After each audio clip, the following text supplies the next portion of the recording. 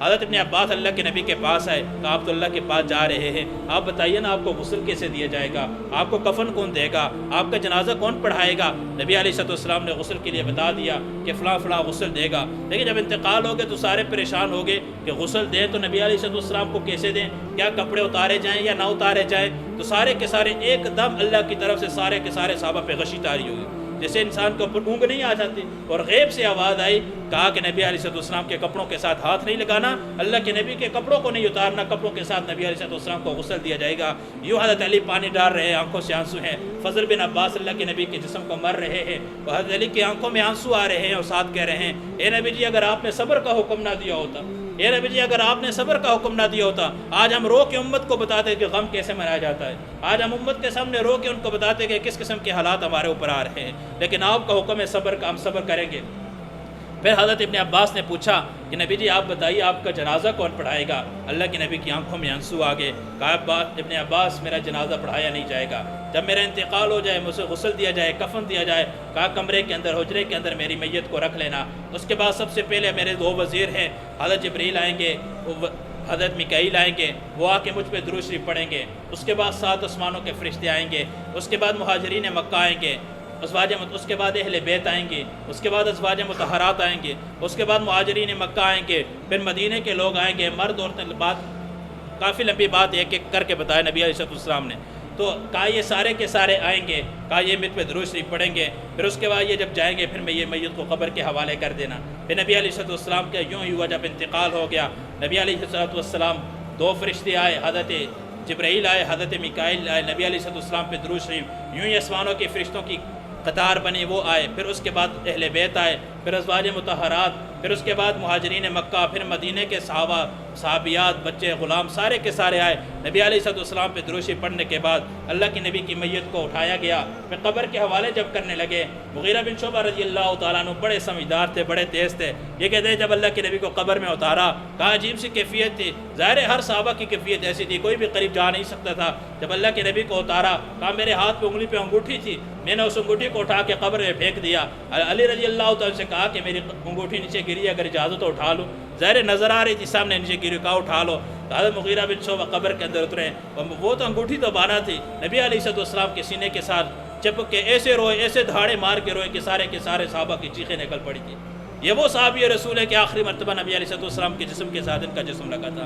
پھر زبردستی مغیرہ بن شعبہ کو باہر نکالا اور نبی علیہ السلام کے اوپر وہ تختے رکھ کے مٹی ڈالی گئی۔ حضرت انس کہتے ہیں کہ جب مٹی ڈال کے آئے، راستے میں اللہ کے نبی کی بیٹی ام فاطمہ رضی اللہ تعالیٰ عنہ کھڑی ہے، آنکھوں میں آنسو تھے، کہا کہ انس کس طرح تیری غیرت نے گوارا کیا، کیسے تو نے یہ گوارا کر دیا کہ میرے باپ کو اور محبوب کو، دونوں جہانوں کے سردار کو مٹی کے حوالے کر کے آپ آگے ہو۔ حضرت انس کہتے ہیں میری آنکھوں میں آنسو تھے، میں نے کہا رب کا حکم تھا، نبی کا ارشاد تھا، ورنہ اللہ کی قسم حالات ایسے تھے۔ جب اللہ کے نبی کا انتقال ہوا، ابوبکر صدیق دوسری بیوی کے پاس گئے ہوئے تھے، وہاں سے واپس آئے، بھاگتے ہوئے آئے، چہرے سے کفن اٹھائے، حج کرنے گئے ہوئے ہیں۔ نبی علیہ السلام کے اوپر یہ صورت خیمے کے اندر صبح کا ٹائم ہے، اشراق سے قبل اللہ کے نبی خیمے کے اندر آرام فرما رہے ہیں۔ حضرت جبریل آتے ہیں، آ کے اس صورت اللہ کے نبی میں پیش کی جاتی ہے، اذا جاء نصر اللہ والفتح ورأیت الناس يدخلون فی دین اللہ افواجا۔ یہ مکمل صورت قرآن کی آخری صورت ہے، اس کے بعد قرآن کی کوئی آیت اللہ کے نبی پہ نازل نہیں۔ قرآن کی سب سے پہلی آیت اقرأ بسم ربک الذی خلق، اور سب سے آخری جو صورت اللہ کے نبی پہ نازل ہوئی وہ اذا جاء نصر اللہ والفتح، یہ صورت اللہ کے نبی پہ نازل ہوئی۔ نبی علیہ السلام کو پیغام دیا جا رہا ہے، اے نبی آپ اپنے مشن کو مکمل کر دیا ہے۔ آپ کا مشن کیا تھا؟ امت تک تبلیغ کرنا تھا، امت کو ہمارے احکام پہنچانا تھا، اور امت تک پیغامات، اللہ کے احکام جتنے ہیں، نبی کے جتنے طریقے ہیں وہ امت تک پہنچانے تھے۔ اے نبی آپ نے اپنے مشن کو مکمل کر دیا ہے، اب آپ کو اللہ کے محبوب، آپ کو اللہ اپنے پاس بلانا چاہ رہے ہیں۔ میرے اور آپ کے نبی اندر سے نکلتے ہیں، خیمے سے نکلے، حج کا موقع ہے، سارے صحابہ جمع ہیں، اللہ کے نبی ممبر کے اوپر آ کے بیٹھتے ہیں اور اللہ کے نبی قرآن کی یہ صورت پڑھتے ہیں، اذا جاء نصر اللہ والفتح ورأیت الناس يدخلون فی دین اللہ افواجا۔ جب قرآن کی یہ صورتیں، یہ آیتیں اللہ کے نبی نے جب تلاوت کی، صحابہ خوش ہو گئے کہ فوج در فوج اسلام میں داخل ہوں گے، خوشخبری دی جا رہی ہے۔ لیکن ابو بکر صدیق کی آنکھوں سے آنسو ٹپکنا شروع ہو گئے۔ سارے صحابہ کہتے ہیں ابو بکر تجھے کیا ہو گیا؟ آج تو خوشی کا موقع ہے، اللہ کی مدد نازل ہو رہی ہے، اللہ نے تو واضح طور پہ اعلان کر دیا ہے کہ یہ فوج در فوج اسلام میں داخل ہو جائیں گے، آج تو خوشی کا موقع ہے۔ ابو بکر تو کیوں رو رہا ہے؟ یہ ابو بکر تجھے کیا ہو گیا؟ تو کیوں رو رہا ہے؟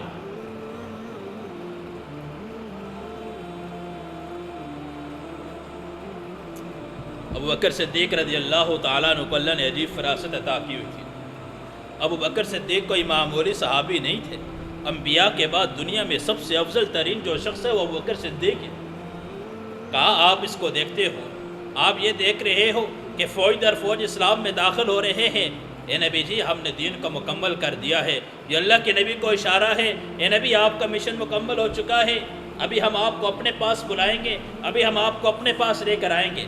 نبی علیہ السلام نے ابھی یہ الفاظ کہے نہیں تھے کہ ابو بکر صدیق نے پہلے صحابہ کو بتا دی۔ پھر اللہ کے نبی نے کہا کہ مجھے اللہ کی طرف سے بلاوا آ چکا ہے کہ جو آپ کا مشن تھا وہ مکمل ہو چکا ہے، جو آپ کا مشن تھا، جو تبلیغ تھی وہ مکمل ہو چکی ہے۔ ابھی آپ واپسی کا سفر آپ کا شروع ہونے والا ہے۔ 29 سفر کو نبی علیہ السلام ایک جنازہ پڑھا کے آ رہے ہیں۔ اب جنازے سے واپسی ہے کہ اللہ کے نبی کے سر میں درد شروع ہو گیا، سخت بخار ہے، اور وہ دن تھا اما جان حضرت عائشہ رضی اللہ تعالیٰ عنہ کا۔ حضرت عائشہ رضی اللہ تعالیٰ عنہ کے پاس نبی علیہ السلام آئے اور سخت بخار ہے۔ 14 دن اللہ کے نبی بیمار رہے ہیں۔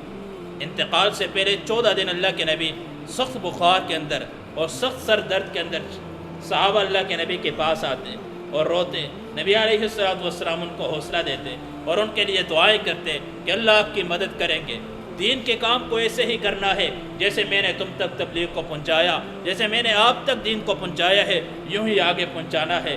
سارے صحابہ اللہ کے نبی کے پاس آتے اور نبی علیہ السلام ان کو ہدایات دیتے۔ پھر ہم جان حضرت عائشہ رضی اللہ تعالیٰ عنہ کی باری ختم ہوئی، دوسرا دن آیا، اللہ کے نبی دوسرے ازواج کے گھر اپنی بیوی کے گھر گئے، اور یوں اللہ کے نبی کے دل کے اندر تڑپ تھی کہ میں یہ بیماری کے جو ایام ہیں، کیونکہ بتایا گیا اللہ کے نبی کو صورت نازل ہوگی، اشارتاً بتایا گیا کہ ابھی آپ کا مشن مکمل ہو چکا ہے، جلد ہی ہم آپ کو اپنے پاس بلانے والے ہیں۔ اور اللہ کے نبی کی خواہش تھی کہ سب سے زیادہ محبت نبی علیہ السلام کو اپنی بیوی حضرت عائشہ تھی، برابری اللہ کے نبی سب سے کرتے تھے، رات گزارنے میں برابری تھی، کھانے پینے کی اشیاء میں برابری اللہ کے نبی سب بیویوں کے ساتھ کرتے تھے، لیکن محبت کا تعلق دل سے ہوتا ہے، اس کے اندر برابری اللہ رب العزت سے اللہ کے نبی نے تبھی تو کہا تھا کہ جو میرے بس کے اندر ہے، جو میرے بس کے اندر ہے ربا اس میں برابری کروں گا، دل میرے قبضے اور قدرت کے اندر نہیں ہے، یہ تیری دو انگلیوں کے درمیان ہے، اللہ عائشہ سے مجھے زیادہ محبت ہے، یہ اللہ عائشہ سے مجھے زیادہ محبت ہے، اس کے بارے میں مجھے پکڑنا نہیں۔ تو اللہ نے رخصتی دے دی، رخصت دے دی کہ اے میرے محبوب، اس کے اندر دل کے معاملے کے اندر تجھے پکڑا نہیں جائے گا، کیونکہ اس میں تیرا بس ہی نہیں ہے، اس میں تیرا بس نہیں ہے۔ تو عدل اور انصاف اللہ کے نبی نے سکھایا ہے۔ ہر بیوی کے پاس جاتے اور پوچھتے عائشہ کی باری کب ہے، عائشہ کی باری کب ہے، عائشہ کی باری کب؟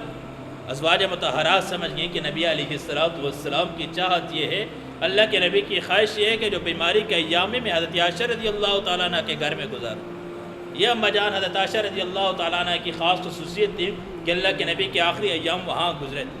تو ازواج مطہرات نے سب نے مل کے مشورہ کیا کہ اللہ کے نبی کو جا کے کہا ہم خوشی سے اپنی باری عائشہ کو ہدیہ کرتی ہیں، آپ حضرت عائشہ رضی اللہ تعالیٰ عنہ کے پاس گزارے وقت جب آپ ٹھیک ہو گئے دوبارہ اپنی ترتیب پہ دوبارہ جو آپ کی باری تھی اس طرح شروع کر دیں، لیکن جب تک آپ بیمار ہیں تو آپ حضرت عائشہ رضی اللہ تعالیٰ عنہ کے پاس گزاریں۔ یہ اس لوگوں کے لیے خاص طور پہ پیغام ہے جو لوگ دوسری شادی کے خواہش مند ہیں، جن لوگوں کے دلوں کے اندر ہے کہ ہم دوسری شادی کریں۔ یاد رکھیں پہلی بیوی جیسا انسان کو دوبارہ کوئی نہیں مل سکتا۔ ہاں شادی کی اجازت ہے، 2 کریں، 3 کریں، 4 کریں، شریعت نے ما طاب لکم من النساء کہ جن سے محبت ہے ان سے شادیاں کرو، چاہے 2 کرتے ہو، 3 کرتے ہو، 4 کرتے ہو، آگے بڑی سخت قید لگائی ہے۔ ہاں انصاف والا معاملہ کرنا، اگر انصاف نہیں کرو گے تو پھر ایک پہ اکتفا کرنا پڑے گا۔ کہا ساری رات کے تہجد گزار، سارا دن کا روزے دار ہے، بڑی عبادت کرنے والا ہے، دن رات مسجد کے اندر سجدے میں پڑا رہنے والا ہے، لیکن اگر اس نے 2 شادیاں کی ہوئی ہیں اور ان 2 شادیوں کے اندر بیوی کے ساتھ ناانصافی والا معاملہ ہے، عدل والا معاملہ نہیں کر رہا، تو نبی علیہ السلام نے فرمایا کل قیامت کے دن حشر کے میدان کے اندر جب یہ آئے گا، اس کا آدھا جسم جو ہوگا وہ شرکی ہوگا، آدھا، چاہے ساری رات عبادت کرنے والا کیوں نہ ہو، بڑی عبادت گزار کیوں نہ ہو، بہت بڑا بزرگ ہی کیوں نہ ہو۔ آج ہم کہتے ہیں قرآن تو ابتدائی مثنیٰ سے کرتا ہے، ہم دلائل اپنے لیے بڑے مزے کے تلاش کرتے ہیں، لیکن قرآن نے الا حرف استثناء استعمال کر کے پیچھے نفی کر کے بتا دیا کہ عدل شرط ہے، اگر عدل نہیں کرو گے تو آپ کو 2 شادیوں کی اجازت شریعت نہیں دیتی، وہ تو اس صورت کے اندر دیتی ہے کہ جس صورت کے اندر عدل کرنا ضروری ہے، عدل اور انصاف والا معاملہ ضروری ہے۔ عدل ہم کس کو کہتے ہیں؟ ہم کہتے ہیں جی میری نوکری ہے، 10,000 تنخواہ ہے، 5 ایک کو دے دوں گا، 5 دوسرے کو دے دوں گا، صرف ہم اسی کو عدل کہتے ہیں؟ عدل کا معاملہ بہت نازک ہے۔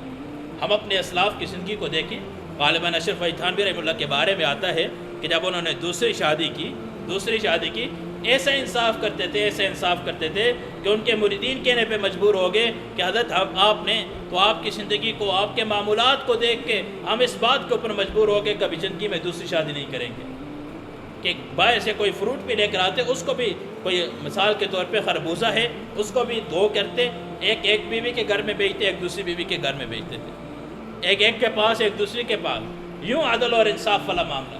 تو نبی علیہ السلام پہ باری مقرر تو نہیں تھی، لیکن اللہ کے نبی بیویوں کا دل رکھنے کے لیے، نبی علیہ السلام ازواج مطہرات کی دلجوئی کے لیے کہ یہ خفا نہ ہو، اللہ کے نبی نے باری مقرر کی ہوئی تھی۔ ہاں، اس امت کے اوپر باری مقرر کرنا واجب ہے۔ ایک انسان کی 2 بیویاں ہیں تو ایک رات ایک کے پاس گزارے گا، ایک رات دوسری کے پاس گزارے گا، ایک دن کو تو مرد ظاہر باہر ہی ہوتے، کام کاج کے اندر ہوتے ہیں، لیکن رات کے معاملے کے اندر ایک رات بیوی کے پاس، ایک رات دوسری بیوی کے پاس، تو اس طرح عدل اور انصاف والا معاملہ کر سکتے ہیں، بالکل بے شک کریں۔ اور بعض لوگ کہتے ہیں پہلی بیوی کی اجازت ضروری ہے شادی کے اندر، یاد رکھیں کہ بیوی کی اجازت ضروری نہیں ہے، لیکن اگر اس کی اجازت کے بغیر شادی کریں گے تو معاملات گڑبڑ ہو جائیں گے، پھر گھر کے اندر سکون نہیں ہوگا۔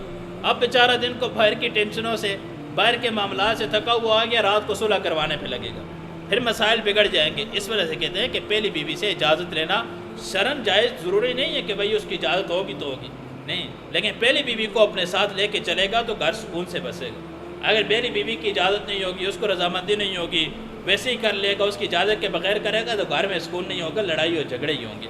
تو نبی علیہ السلام خیر بات کر رہا تھا تو بیماری کے ایام ہیں، نبی علیہ السلام ازواج مطہرات سے کہہ رہے ہیں عائشہ کی باری کب آئے گی؟ جب اللہ کے نبی کو بتایا گیا کہ آپ عائشہ کے پاس جا کے گزارے، آپ عائشہ کے ساتھ وقت گزارے، تو پیر کا دن تھا جب نبی علیہ السلام حضرت عائشہ رضی اللہ تعالیٰ عنہ کے گھر کے اندر آئے تھے۔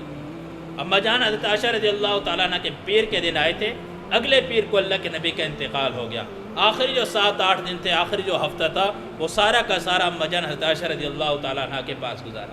پھر اس کے بعد نبی علیہ السلام کے پاس جب صحابہ آتے تو صحابہ نبی علیہ السلام سے ہدایات لیتے، اللہ کے نبی ان کو ہدایت دیتے۔ پھر نبی علیہ السلام یوں ہی مسجد میں جاتے، نماز پڑھانے کی کوشش کرتے۔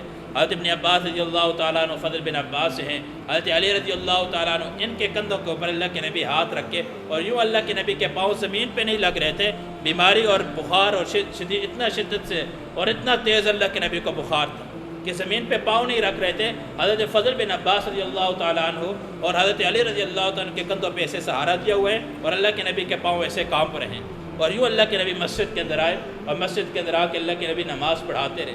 پھر جمعرات والے دن عشاء کی نماز اللہ کے نبی مسجد کے اندر آئے اور یوں ان 2 صحابہ کے سہارے میں آئے اور کھڑے ہوئے نماز پڑھانے کے لیے۔ اب جیسے کھڑے ہوئے تو اللہ کے نبی نیچے گر گئے تھے، پھر اللہ کے نبی نے ہمت کی، کھڑے ہو کے نماز پڑھانے کی کوشش کی، لیکن پھر اللہ کے نبی نیچے گر گئے۔ جب تیسری مرتبہ یوں کھڑے ہوئے تو نبی علیہ السلام کی ہمت نہ ہوئی تو اللہ کے نبی نے ایسے حجرہ، اللہ کے نبی کا جیسے یوں سمجھیں کہ یہ جو مسجد ہے یہ مسجد نبی ہے، یہ دروازے کے پاس اللہ کے نبی کا حجرہ ہے، مسجد کے اندر ہی دروازہ تھا نبی علیہ السلام کے حجرے کا۔ تو اللہ کے نبی کی ہمت نہ ہوئی تو نبی علیہ السلام نے آواز کی کہ ابوبکر صدیق کو بولو نماز پڑھے، اور ابوبکر صدیق پیچھے تھے، کافی پیچھے بیٹھے ہوئے تھے، آگے عمر رضی اللہ تعالیٰ عنہ اگلی صف کے اندر تھے۔ تو لوگوں نے کہا نماز ہی پڑھانے کا مسئلہ ہے، نماز ہی پڑھانے، یوں سمجھے کہ جیسے 3-4 آدمی، 3-4 علماء یہاں کھڑے ہوں اور ایک مول صاحب باہر وضو خانے والی جگہ ہوں، تو وہاں سے اگر فرض کریں میں نے یہ آسمے کہتا ہوں کہ فلاں مول صاحب کو آواز کا آپ نماز پڑھیں، کہ یہ نماز پڑھا لیجیے، آپ آ کے نماز پڑھا لیں۔ یوں ہی صحابہ یہ سمجھے کہ سر نماز پڑھانے کا مسئلہ ہے، حضرت عمر رضی اللہ تعالیٰ کو آگے کر دیا۔ اب اللہ کے نبی اپنے حجرے کے اندر ہے، اللہ کے نبی کی نگاہ حضرت عمر رضی اللہ تعالیٰ پہ نہیں پڑی۔ جیسے حضرت عمر رضی اللہ تعالیٰ نے اللہ اکبر کہا تو آواز تو پہچانتے تھے، تو نبی علیہ السلام نے حجرے کے دروازہ ایک دم فوراً کھول دیا اور بڑے جوش کے اندر کہا عمر پیچھے ہو جاؤ، ابوبکر کو آگے کرو۔ حضرت عمر پیچھے ہو گئے، ابوبکر صدیق کو آگے کیا۔ پھر نبی علیہ السلام نے فرمایا کہ اللہ کا فرمان ہے، میں نے اپنی طرف سے نہیں کہا، میرے مصلی کے اوپر ابوبکر کے علاوہ میری موجودگی کے اندر کوئی کھڑا نہیں ہو سکتا۔ تو پہلی نماز ابوبکر صدیق رضی اللہ تعالیٰ عنہ نے نبی علیہ السلام کی موجودگی کے اندر جمعرات والے دن عشاء کی نماز پڑھائی۔ یوں ہی جمعے کی 5 نمازیں، ہفتے کی 5 نمازیں، اتوار کی 5 نمازیں، 17 نمازیں، اور پیر والے دن فجر کی نماز، 17 نمازیں نبی علیہ السلام کے زمانے میں اللہ کے نبی کی موجودگی کے اندر ابوبکر صدیق رضی اللہ تعالیٰ عنہ نے۔ اور ایک نماز نبی علیہ السلام غالباً ظہر کی یا عصر کی نماز تھی اتوار والے دن، وہ ابوبکر صدیق کی امامت کے اندر اللہ کے نبی نے ادا کی۔ نبی علیہ السلام آئے اور پیچھے بیٹھ کے ابوبکر صدیق نے نماز پڑھائی۔ جیسے اب اللہ کے نبی وہاں سے آئے، نبی علیہ السلام تو ابوبکر صدیق نے، جیسے ظاہر نماز میں انسان کھڑا ہوتے تو دائیں بائیں نظر تو انسان کو آ جاتے، تو جیسے اللہ کے نبی آئے تو ابوبکر صدیق پیچھے ہٹنے لگے، تو نبی علیہ السلام نے اشارہ کر دیا نہیں ابوبکر آگے ہو کے نماز پڑھاؤ۔ اللہ کے نبی آئے، پیچھے صف کے اندر بیٹھے اور بیٹھ کے نبی علیہ السلام نے ابوبکر صدیق کی امامت کے اندر نماز پڑھی۔ ایک نماز ابوبکر صدیق کے پیچھے اللہ کے نبی نے ادا کی۔ 17 نمازیں نبی علیہ السلام کی موجودگی کے اندر پڑھائی۔ اور پیر والے دن صبح اشراق کے بعد نبی علیہ السلام کی تھوڑی طبیعت حشاش بشاش، عموماً ایسا ہوتا ہے کہ جب بیمار، میں نے اپنے والد صاحب کو دیکھا ہے ہاسپٹل کے اندر، ہم نے ان کو دیکھا ہے کہ بہت سخت طبیعت خراب تھی، لیکن جس وقت ان کا بالکل آخری ٹائم ہو گیا تھا تو اس وقت ان کی طبیعت ٹھیک ہوگی۔ اور اللہ کا کرنا، والد صاحب کی زندگی بہت سے انسان بہت کچھ سیکھتا ہے، جیسے کوئی تعریف کی بات نہیں ہے، لیکن انسان تحدیث پہ نعمت کے طور پہ بیان کر سکتا ہے۔ یہ میرے اور آپ سب کے لیے سبق ہے۔ یعنی انہوں نے ہسپتال کے اندر، اسپتال میں وہ داخل تھے، لیکن ان کی کوئی نماز جماعت کے بغیر انہوں نے نہیں ادا کی۔ وہیں نماز پہ حالانکہ لیٹے ہوئے تھے، بیٹھ بھی نہیں سکتے تھے، وہاں مجھے کھڑا کرتے آگے، مبشر آپ آگے ہو، میں نماز پڑھتا ہوں۔ میں آگے کھڑا ہوتا، پیچھے والد صاحب ہوتے، ساتھ ایک اور مول صاحب تھے، ادھر ان کی خدمت میں تھے، تو وہ ساتھ کھڑے ہوتے، یوں میں نماز پڑھاتا جماعت، تو یوں اسپتال کے اندر بھی انہوں نے بغیر جماعت کے نماز ادا نہیں کی۔ اور آخری نماز جو عشاء کے بعد ان کا انتقال ہوا، تو وہ عشاء کی نماز بھی جماعت کے ساتھ ادا کی گئی اور سنت غیر موقدہ ادا کیے گئے۔ جیسے میں آیا تو کہا کہ صبر کرو، میں سنت غیر موقدہ ادا کروں۔ میں اور آپ دیکھیں ہمارے اعمال عبادات کیسی، اللہ رب ان لوگوں کی موتیں بھی ایسی تھیں۔ اسی دن عصر کے بعد ایک میرے سامنے ساتھ دوسرے وارڈ کے اندر، اور ساتھ دوسرے بیٹھ کے ایک اور کا انتقال ہوا۔ یقین جانے عصر سے مغرب تک وہ تڑپتا رہا، کبھی اپنے آپ کو اٹھا کے ادھر پھینکتے ہے، کبھی اٹھا کے اپنے آپ کو ادھر پھینک رہا تھا، یوں تڑپتے تڑپتے، یعنی اس کی روح نہیں نکل رہی تھی۔ اور والد صاحب کے عجیب انداز سے، ظاہر ان کی زندگی روزانہ 15 پارے قرآن کی تلاوت، 2 دن میں قرآن ختم کرتے تھے، 8 گھنٹے کی ان کی تسبیحات تھی، دن میں 2 مرتبہ تسبیح اہتمام ہوتا، رات 2 بجے مسجد جاتے، صبح اشراق کے بعد وہ گھر آتے، پھر 10 بجے میں مدرسہ پڑھا کے سبق آتا واپس، پھر ان کو میں مسجد چھوڑ کے آتا، عشاء کی نماز کے بعد وہ گھر جاتے تھے۔ آخری 2 سال 3 سال ان کا یہ معمول رہا ہے زندگی اعمال کا، اللہ نے ظاہر ان کو موت ایسی ہی دینی تھی۔ نماز مکمل کی، اس کے بعد دودھ گھر سے لایا۔ اب جو دودھ انہوں نے پینا نہیں تھا، جیسے بھائی نے کہا میں ڈاکٹر سے پوچھ کے آتا ہوں دودھ پینے، تو وہ جو ساتھ دوسرا اس کا یاد دودھ ڈال کے دے مجھے۔ اب جیسے دودھ پیا، کلمہ پڑھا، کلمہ پڑھنے کے بعد آنکھیں بند کر دی، ڈاکٹر کے پہنچتے پہنچتے ان کا انتقال ہو چکا تھا۔ تو آپ اندازہ لگائیے کہ جیسی انسان کی زندگی ہوگی ایسی انسان کی موت ہوگی۔ جس قسم کی انسان زندگی گزارے گا، اللہ کے پاس اس نے اسی انداز سے جانا ہے۔ تو ابوبکر صدیق رضی اللہ بات کر رہا تھا کہ محسوس تو ہوتا ہے، تو اللہ کے نبی نے اشارہ کر دیا، ہاں پیر والے دن صبح اللہ کے نبی کی طبیعت حشاش بشاش تھی، تو نبی علیہ السلام نے صبح فجر کی نماز کے بعد اپنے حجرے کو کھولا، تو سارے صحابہ نماز کے اندر تھے، ابوبکر صدیق نماز پڑھا رہے تھے۔ صحابہ اہل سیر لکھتے ہیں کہ جیسے نماز کی حالت میں جیسے دروازہ کھلنے کی آواز آئی، ظاہر ہے دروازہ مسجد نبوی کے اندر ہی تھا، تو جیسے دروازہ کھلا تو ایک دم سارے کے سارے صحابہ کا روح قبلے سے ہٹ کے اب اللہ کے نبی کی طرف ہو گیا تھا کہ یہ کیا معاملہ نہیں۔ خوشی کی وجہ سے وہ ہوش ہی کھو بیٹھے تھے صحابہ کہ نبی علیہ السلام دروازہ کھولا، اللہ کے نبی کی طبیعت تھی۔ پھر نبی علیہ السلام نے اشارہ کیا اپنی نماز کو مکمل کرو۔ اس کے بعد اللہ کے نبی نے دوبارہ دروازے کو بند کر دیا، پھر ازواج مطہرات کو بلایا، اور ساری ازواج مطہرات، اشراق کا وقت تھا، سارے ازواج مطہرات کو اپنے پاس بلایا، کسی کو بتایا نہیں کہ ابھی میرے جانے کا وقت آ چکا ہے، اب میں جاؤں گا۔ یہ 11 ہجری ہے اور 12 ربیع الاول ہے، نبی علیہ السلام پیر کا دن ہے، اشراق کا وقت ہے۔ ازواج مطہرات کو بلایا اور ساری ازواج مطہرات سے الوداع ہوئے، کمی کوتاہی جیسے انسان دنیا سے جاتا ہے، کہتے ہیں کہ معاف کرنا، تو اللہ کے نبی سے کیا کمی کوتاہی ہوگی۔ پھر بھی نبی علیہ السلام نے اپنی ازواج مطہرات کو الوداع کیا. اس کے بعد اپنے حضرت علی رضی اللہ تعالیٰ عنہ کو، حضرت فاطمہ رضی اللہ تعالیٰ عنہ کو بلایا. جب فاطمہ رضی اللہ تعالیٰ عنہ آئی تو نبی علیہ السلام نے اپنے سینے سے لگایا اور رونا شروع ہو گئے، اور نبی علیہ السلام کی آنکھوں میں آنسو تھے. اور اب فاطمہ رضی اللہ تعالیٰ عنہ کے کان کے اندر کہا کہ اب اللہ کی طرف سے بلاوا آنے والا ہے، اب میں اللہ کے پاس جا رہا ہوں. تو فوراً اماں جان تاشا رونا شروع ہو گئی. پھر کہا کان قریب کرو. جب اماں جان تاشا یہ سارا منظر دیکھ رہی ہیں، یہ سارا کا سارا منظر دیکھ، جب دوبارہ کہا کہ سب سے پہلے ملاقات کرنے والی تو ہی ہوگی. 6 مہینے کے بعد اماں جان تاشا کا حضرت فاطمہ رضی اللہ تعالیٰ عنہ کا بھی انتقال ہو چکا تھا.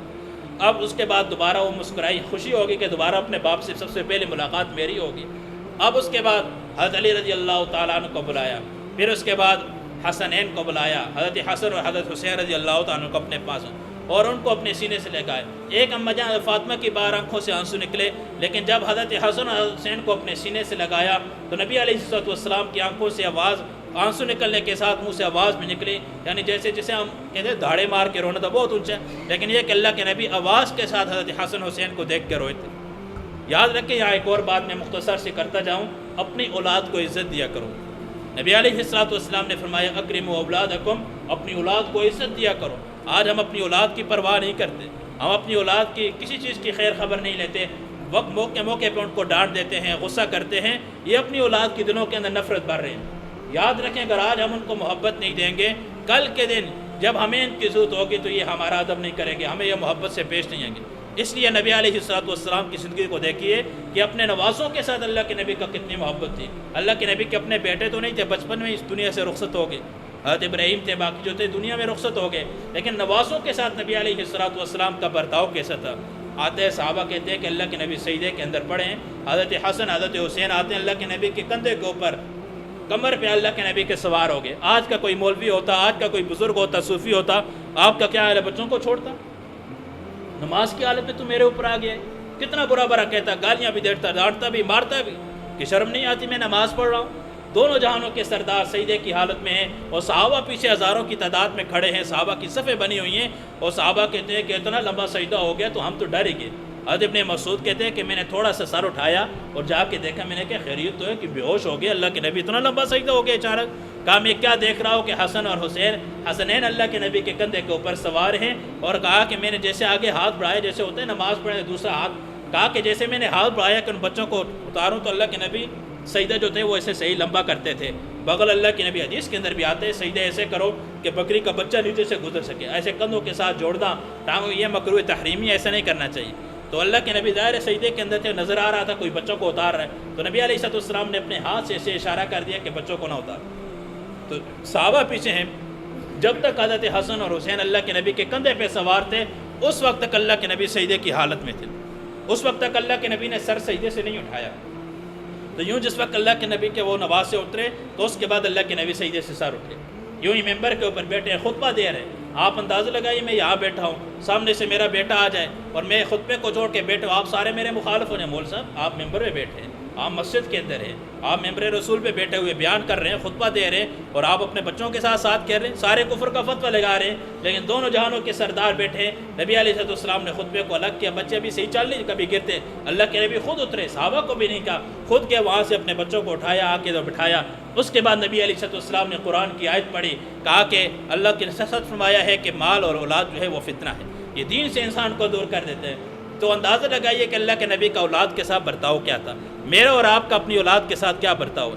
یاد رکھیں 5 موقعوں پہ اپنی اولاد کو کبھی نہ ڈانٹنا.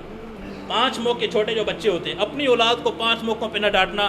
ورنہ یہ کہ ہم چاہتے ہیں نا ہمارا بچہ ذہین ہو، ہمارا بچہ سمجھدار ہو، ہمارا بچہ جسمانی صحت اعتبار سے بھی ٹھیک ہو، ذہنی اعتبار سے بھی ٹھیک ہو، پڑھائی میں بھی ٹھیک ہو. ہم بعض اوقات ایسے ہوتے ہیں نا ماں بھی اور باپ بھی، بچے پہ بعض اوقات ناجائز اور غلط ٹائم پہ غصہ کرتے ہیں، مارتے ہیں، اس سے بچے کے ذہن پہ بہت بڑا اثر پڑتا ہے. ایک جس وقت بچہ اسکول جا رہا ہو اس وقت بچہ پہلے بہت دباؤ کے اندر ہوتے ہیں، اسکول کی ٹینشنیں، وہاں کے کام، وہاں کی ٹیچریں، وہاں جانا، اسمبلی میں کھڑا ہونا، وہ ایک بہت بڑا پہاڑ اس کے اوپر ہوتا ہے. تو اس وقت گھر سے اس کو مار کے نکالا جاتا ہے تو وہ الگ ہوتا ہے، وہ اس کے دماغ کو خراب کر رہا ہے. دوسرے جب بچہ وہاں سے واپس آتے تو کافی ٹینشنیں ہوتی ہیں، اس وقت بچے کو مارنا نہیں چاہیے. ایسے ہی جس وقت بچہ رو رہا ہو اس وقت بچے کو مارنا نہیں، الٹا ماں اوپر سے اور مارتی ہے، کیوں رو رہے ہو، کیوں شور کر رہے ہو، کیوں چیخ رہے ہو. تو گھر کے اندر والد بھی بعض اوقات کرتے ہیں. ایسے موقع میں بچوں کو نہیں مارنا چاہیے. یہ بچے کے دماغ کو خراب کرتے ہیں، ذہن کو کمزور کرتے ہیں. جسمانی اعتبار سے بھی بچے کے لیے یہ ٹھیک نہیں. ایسے ہی رات کو سونے کے وقت بچے کو نہیں مارنا چاہیے. اکثر ماں جو ہوتی ہے بچے کو مار کے یا باپ مار کے سلاتے ہیں. ایسے جس وقت بچہ صبح اٹھتا ہے اس وقت بھی بچے کو مارنا نہیں چاہیے. یہ علماء لکھتے ہیں، حکماء نے یہ بات لکھی ہے کہ جو انسان ان 5 موقعوں پہ اپنے بچوں کو مارتا ہے، برا بھلا کہتا ہے، وہ کیا کرتا ہے؟ اپنے بچوں کو خود بخود اس کی ذہنی صلاحیت کو خراب کر رہا ہے، اپنے بچوں کی ذہنیت کو خراب کر رہا ہے جو ان 5 موقعوں پہ خراب. تو خیر بات لمبی ہو گئی ہے. تو نبی علیہ الصلوۃ والسلام، اللہ کے نبی گھر میں آتے اور ایسے جیسے ہاتھ نیچے کرتے نا تو کہتے آؤ میرے کندھے پہ سوار ہو جاؤ، کمر پہ سوار ہو جاؤ. اور پھر اللہ کے نبی یوں چکر لگاتے، کہتے بتاؤ بیٹا آپ کی سواری کیسی ہے، میرے اور آپ کے محبوب کا بچوں کے ساتھ برتاؤ کیسا ہے. اور میں اور آپ دیکھیں مسجد میں بچہ تھوڑی شرارت کرتے سب کو غصہ آ جاتے، بچوں نے یوں کر دیا یوں کر دیا. نہیں بچے ہیں، سب کے بچے، میرے بچے ہیں، آپ کے بچے، سب کے بچے شرارت بھی کریں گے، مسجد بھی کریں گے، خیر ہے کوئی بات نہیں، کوئی بات نہیں. تو نبی علیہ السلام نے خیر ان باتوں بات لمبی ہو رہی ہے مختصر کر رہا ہوں، اپنے سینے سے لگایا. اللہ کے نبی بہت روئے. کیوں روئے؟ کہ اللہ کے نبی کو معلوم تھا کہ ایک کو زہر دی جائے گی اور ایک کربلا کے میدان میں پیاسا تڑپتے ہوئے شہید ہوگا. دونوں نواسوں کو اللہ کے نبی کو بتایا گیا تھا شروع میں کہ آپ کے ان نواسوں کے ساتھ جن کے ساتھ آپ اتنا لاڈ کرتے ہیں، آنے والی آپ کی امت ان نواسوں کے ساتھ کیا برتاؤ کرے گی، آپ کے ان نواسوں کے ساتھ کیا معاملہ کیا جائے گا. ایک کو زہر دے کے یوں تڑپا تڑپا کے مارا جائے گا اور ایک کربلا کے میدان میں پیاسی گرمی کی حالت میں، شدت کی حالت میں، پیاس کی حالت میں یوں ایک کا انتقال ہوگا، یوں اللہ کو پیارا ہوگا. تو نبی علیہ السلام کی آنکھوں کے سامنے وہ تھے. پھر اما جان حضرت عائشہ رضی اللہ تعالیٰ عنہ، آخری ایام ہے، آخری دن ہے. حضرت عائشہ رضی اللہ تعالیٰ عنہ کی گود میں اللہ کے نبی کا سر رکھا ہوئے حضرت جبریل دروازے پہ آئے اور اللہ کے نبی کے پاس آئے. کہا حضرت اسرائیل دروازے پہ کھڑے ہیں، اندر آنے کی اجازت چاہ رہے ہیں، اگر آپ کی اجازت ہے تو وہ اندر آئیں گے ورنہ وہ اندر نہیں آئیں گے. کہا جبریل بلا لو. حضرت اسرائیل اندر آئے. کہا نبی جی اللہ کی طرف سے آیا ہوں، پیغام لے کر آیا ہوں، اگر جانا چاہتے ہیں تو لے کے جائیں گے، اگر نہیں جانا چاہتے تو آپ کو زندگی آپ کو اپنے پاس ہم لے کے نہیں آئیں گے، اگر آپ رہنا چاہتے ہیں. حضرت جبریل کی طرف نبی علیہ السلام متوجہ ہوئے. جبریل تو کیا کہتا ہے؟ کہا اللہ آپ کی ملاقات کے شوق کے اندر ہے. کہا جاؤ جبریل اللہ سے پوچھ کے اور میرے مرنے کے بعد میری امت کا کیا بنے گا. اللہ اکبر. وہ نبی جو موت کے وقت پہ اپنی امت کو نہ بھولا، آج وہی امت اس نبی کے ایک ایک طریقے کو ذبح کر رہی ہے. آج وہی امت اس نبی کے سینے پہ ضربیں لگا رہی ہے جو نبی موت کے وقت پہ اپنی امت کو نہ بھولا. حضرت جبریل کے کہا آپ کی امت کو آج اللہ نے ہماری شکلیں کیوں تبدیل نہ کی، آج بندر اور خنزیر کیوں نہیں بنے ہوئے. آج ہمارے اعمال اللہ کی قسم وہ ہیں جو پہلی امتوں کے اعمال تھے کہ اللہ نے ان کو بندر اور خنزیر بنا دیا. میرے اور آپ کے اعمال بھی آج ایسے ہیں، آج امت کے اعمال ایسے ہیں، لیکن نبی علیہ السلام کی دعاؤں کی برکت سے اللہ نے اس امت کی حفاظت کی.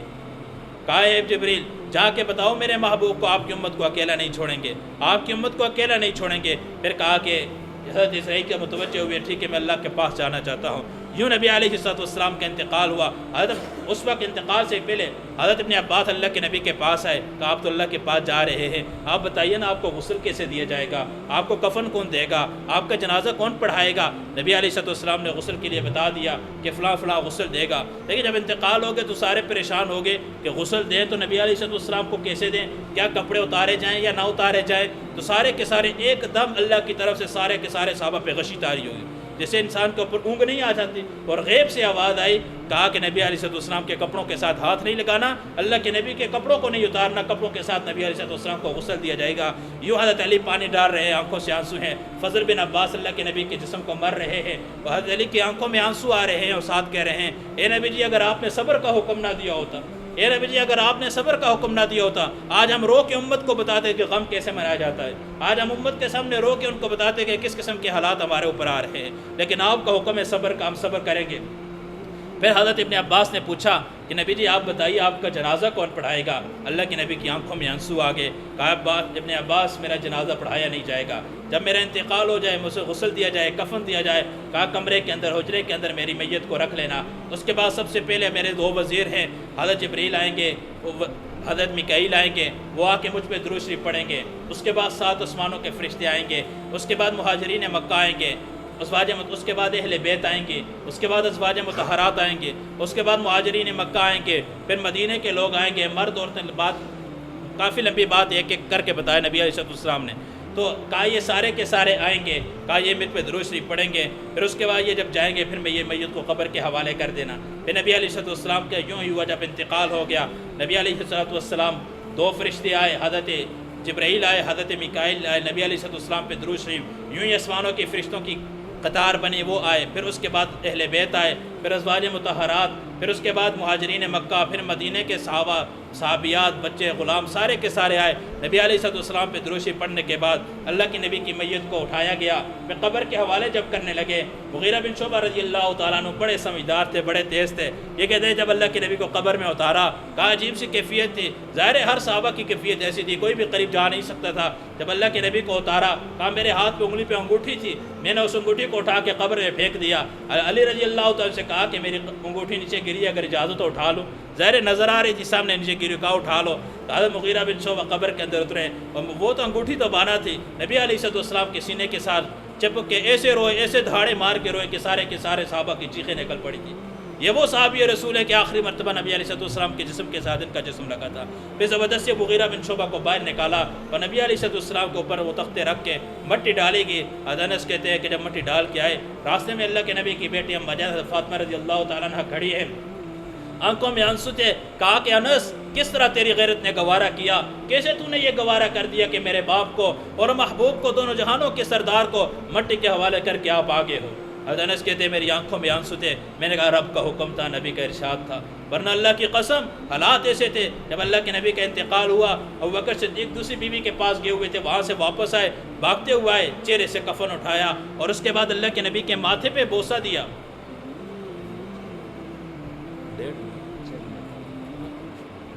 40 ہو گئے؟ اچھا، یہ تو 1:30 بتا رہی ہے گاڑی، یہ گاڑی خراب ہے تب۔ ہاں